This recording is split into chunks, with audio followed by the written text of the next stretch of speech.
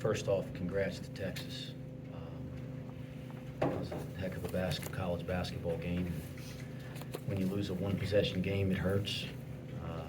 Losing always hurts, but when you lose like that, it stings in a really serious way. And first thing, I was proud of kind of how we kept fighting all night. I didn't think we were as engaged early defensively. We certainly had a ton of trouble with Disu and Simas in the high ball screen, and they kind of kept going to it over and over again. And I thought the one guy that we found that could defend in it was Jamil, and that's honestly why he was playing so much. When we kind of found that he could defend in it, then he kind of finds his way on the other end, scoring on the box, which was good to see him come alive because we've been seeing that since the summer. I don't think it was be helpful for his confidence, but I was disappointed in how we defended the ball screen there. We had the turnovers are really disappointing. Both games, here in league play, we've just turned it over at an incredibly high rate, and that hadn't been the team we've been. But you look down and, you got multiple guys with two, and then you got a couple guys that are starters with 3 and 4, and we got to do a better job taking it away because they turn turnovers into easy baskets all night, and that's the kind of stuff that the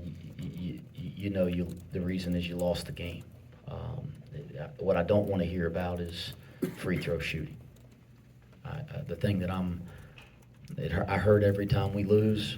Our players hurt every time we lose, but nobody's going to beat himself up more than John Newman tonight, and that breaks my heart. It breaks my heart, and it ain't fair because he shouldn't do it. Because one missed free throw on a 1-on-1 does not define the game, but he's going to do that to himself, and I just hate that. And we're going to have his damn back because that's not it. There's 1,000 reasons why we had a chance. We had 2 chances to get stops to win a game, and we didn't get stops. That's why we lost the damn game, not because of free throws. So I break my heart for that. But some good performances tonight. I thought Simas was special. I thought he was special. And he made big-time plays down the stretch when our team needed them. And that's what big-time players do, and we've known that about him for a long time. He's been battling a bunch of injuries all fall and a bunch of crazy stuff, but he was special. It was good to see Jamil come alive, and Victor's kind of been consistent all year. I won't kind of go down the list, but I thought Disu was a load. I thought him at the 5 with the pick and pop threat makes them a completely different team.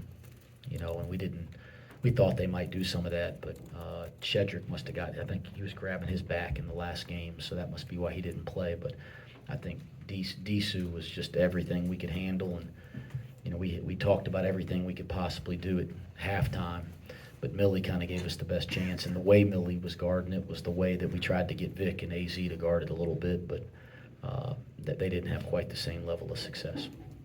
How much does it impact? It felt like your guards were doing a good job on Simas and Hunter, where you don't want to change up what you're doing with those coverages, but you have to adjust because Disu gets hot.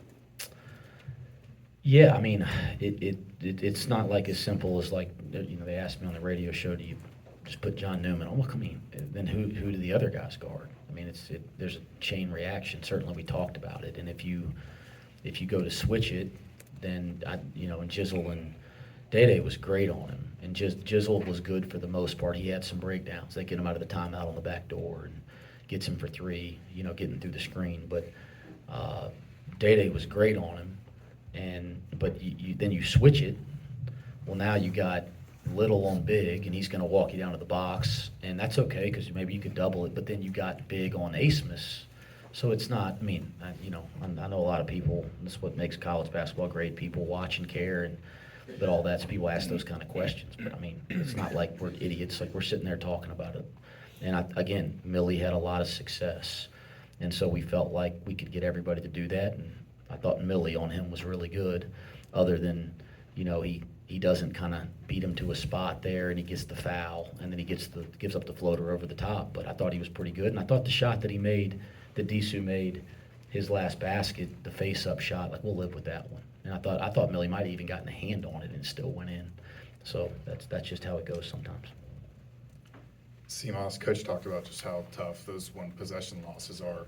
How much is this feeling going to motivate you, and how vindicating is it that you guys proved tonight that you can compete with some of the best teams in the conference and some of the best in the country? It's very disappointing.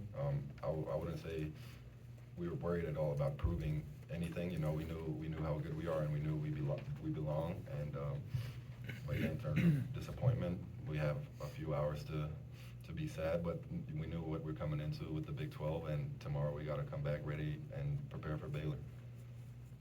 Wes, can you talk about the energy that it took to play a game like this? And obviously, Big 12 games are going to be filled with energy and the intensity, but just the energy it takes to play a game like that for 40 minutes, start to finish. Yeah, I mean, you're playing in the best basketball league in America. It's going to take, elite effort. And you can't have possessions you take off.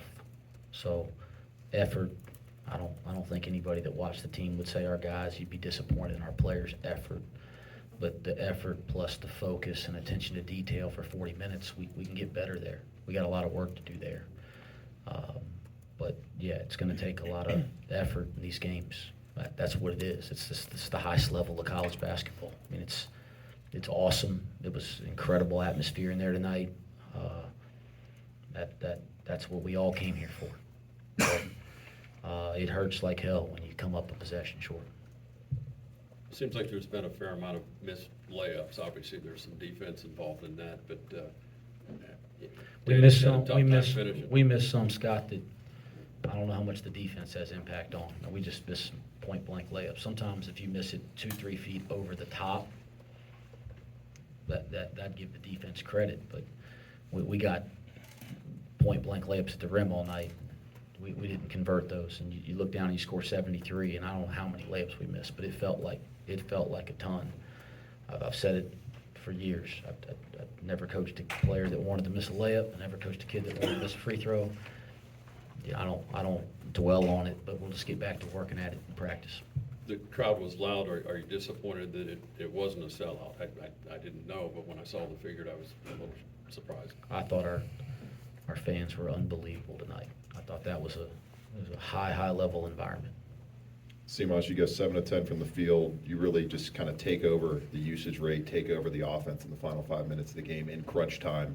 That's one of the multiple times you've done that this year. Do you feel like you can confidently take that mantle and be that go-to guy in these final moments, especially in these high-level atmospheres? Yeah, I can't. I mean, I don't know what else to say, especially when my shot's falling, and I know I can make the right decision if it's creating a shot for myself or a teammate. But again, we have a lot of guys that have that capability, so it's not like I'm sitting here saying I'm the go-to guy, because we have more than 5 people who can be that. So, yeah. Is there like a thought process or a mindset you enter in those moments where you're like, all right, I'm feeling it, I can feel my shot going down? Is there anything different that kind of clicks where you're able to go 7 for 10 and really stay as efficient as you were? Not consciously, like it's not like I'm thinking about something specifically, but I guess in those moments, like sometimes maybe we're not running a play, or it's just, you have to go get a bucket, and that's just the bigger difference, that you're not trying to execute a set, you're just playing one-on-one and trying to make a play. How many times have you practiced that ISO back down that you were able to hit? Not that much. Got time for 2 more. Wes, did you get a good look at the last shot of Max's, whether or not he dragged his foot or not? Did you get a good shot at the replay? I'm not going to comment about any of that stuff. Caleb, I can just ask it from here. As that final sequence played out, what's the thought process for you in not using the timeout and letting it play out for the final shot? Yeah, that's a good question. It's like when you give up a basket late in a tie game or a one possession game, it's a coaching strategy question. Do you get it out quick before the defense is set, or do you call timeout, let the defense set, but get exactly what you want? In my experience, or what my opinion as a coach, if I was at a coaching clinic, I'd tell you there's no right answer. What's the best thing for your team? And in that situation, and we work on running and getting it out quick every day. We work on getting it out quick and running, and we've worked on that situation in practice, and we've told the guys, if you get scored on late in a one-possession game, get it out quick, and let's see if we can get something good before the defense gets set. We didn't get it out as quick as I would like, but we practiced that. We've defined that to our team. There's no, anybody could say you should do this. That's BS. There's no right answer. The answer I tell you as a coach is, have you worked on it with your team? Check. And, is it consistent with your style of play? Which, check. And listen, I didn't think we got the greatest look. I would have liked us. They did a nice job of stopping the break around half court, but, this guy gets a clean look at the basket to win the game. I mean, I think given the scenario, we all would have taken that. Any thought to foul on their last possession because you had one to give? Yeah, but that's tough. That's tough to signal in, right? Yeah. That's tough to signal in, and then you're really worried about fouling in a shooting situation or whiffing a guy. Now, we work on fouling in other situations and giving situations, but I think that's pretty tough. I had that timeout. If I didn't have to burn it on the out-of-bounds play, on the side out, we might have called timeout before the free throw and talked through that with the team. But I had to burn it to get it in, and then you don't want to burn the last one. So certainly, these are, like you guys, I know that this is what y'all do for a living, but I'll tell y'all, we're not always going to be right, but we think through it and we work at it. So we're going to have a reason for why we do everything. We're never going to just fumble as a staff. All right, thanks, guys. Thanks. Thanks, Wes.